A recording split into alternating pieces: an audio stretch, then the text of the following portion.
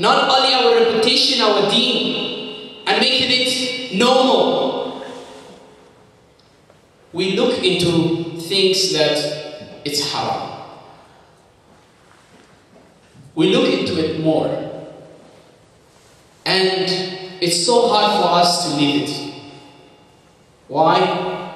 Because Shaitan have given us the temptation. Shaitan has given us beauty. وَزَيَّنَ لَهُمُ الشَّيْطَانُ أَعْمَالَهُمْ فَصَدَّهُمْ عَنِ السَّبِيلِ. Subhanallah. Shaitan has beautified for us things. He made it beautiful for us to follow it, to look into it. Now, only what is in the TV would be beautiful for you. Rest of that, no. So, what are the steps of the Muslims today? There are many steps that we're forgetting.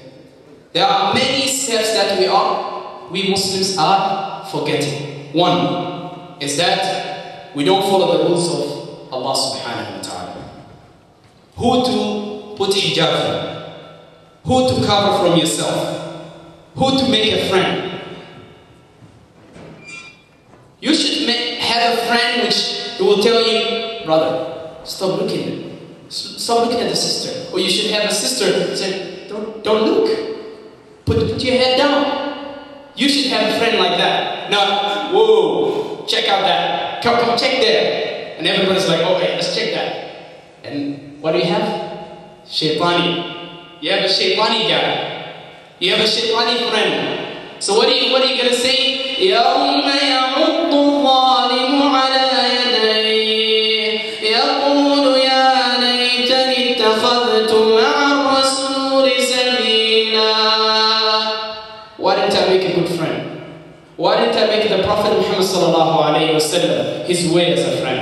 But no, we have bad friends. And we make them in school. In school, if you don't hang with the bad guys, you're just going to be in the street, nowhere, no friends. So you can chill out with them and talk what they talk about, say what they say. Same thing in the university.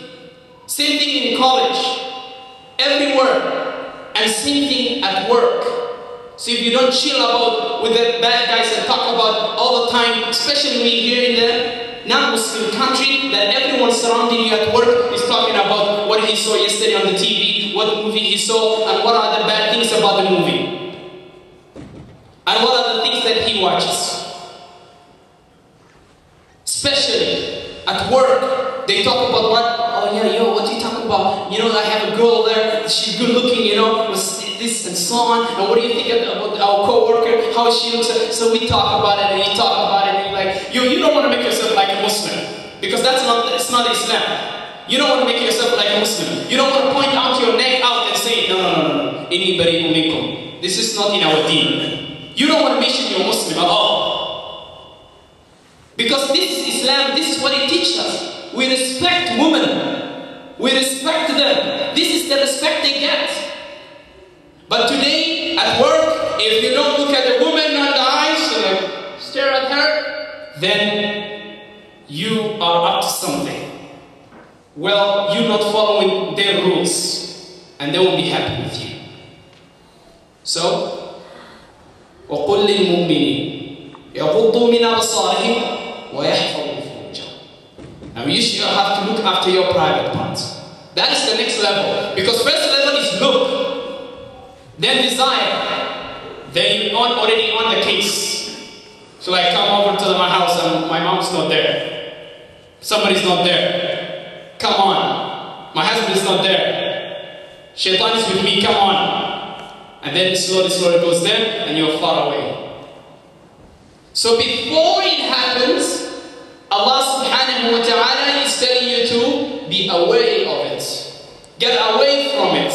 Before even the incident happens. Avoid it. So it's so hard for us. Why? I explain this more because I teach young youth guys who talk about everyday businesses. It's so hard.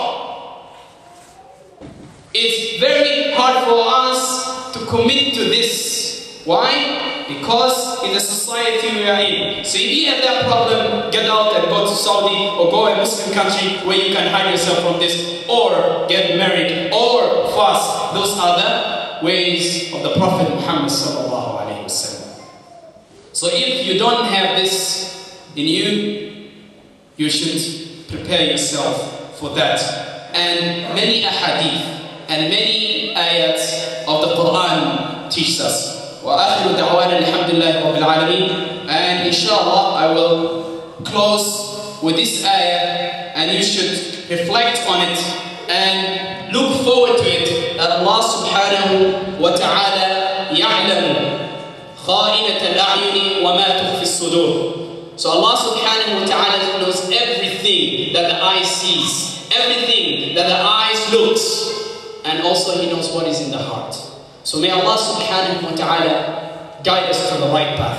May Allah subhanahu wa ta'ala protect our eyes from the evil. May Allah subhanahu wa ta'ala protect all the Muslims, their eyes from the shaitan and His things that He whispered. May Allah subhanahu wa ta'ala protect us, our privates and our things, and may Allah subhanahu wa ta'ala forgive us on the day of judgment. May Allah subhanahu wa ta'ala guide all the Muslims to the right path and show them what are the Quran teachings, what are the teachings of the Quran, and what Allah subhanahu wa ta'ala is telling us. So my dear brothers and sisters, I ask Allah subhanahu wa ta'ala to forgive me if I said anything wrong. Anything good is from Allah subhanahu wa ta'ala, and anything bad is from me and shaitan. And I ask Allah subhanahu wa ta'ala Jalla Jalal to guide us to the right path, because that's the best thing. If we have no guidance, we will be lost, and on the day of judgment we'll join Iblis and Fir'aun and all the people that who disbelieved in Allah subhanahu wa ta'ala. So may Allah subhanahu wa ta'ala guide us to the right path, and look after our eyes and lower your gaze. And I will also recommend the sisters to put proper hijab, especially when you're coming to the masjid, especially when you're coming to a gathering, Islamic gathering, especially you're coming to weddings. Look after yourself, because on the day of judgment, all that is going to go into your mizan of hasanat, all that is going to go into your scale of good and bad, and then on the day of judgment, you need to answer why this person you made him look. So I ask Allah subhanahu wa ta'ala to guide us. وآخر دعوانا أن الحمد لله رب العالمين.